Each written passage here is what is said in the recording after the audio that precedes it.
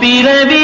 எடுத்திருந்தேன் உன்னிடம் மனதை கொடுத்திருந்தேன் முன்னொரு பிறவி எடுத்திருந்தேன் உன்னிடம் மனதை கொடுத்திருந்தேன்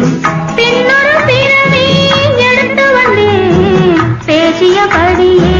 கொடுக்க வந்தேன் பின்னொரு பிறவி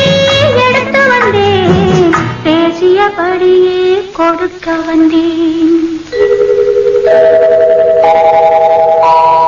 ஞாயிறு என்பது கண்ணாக திங்கள் என்பது பெண்ணாக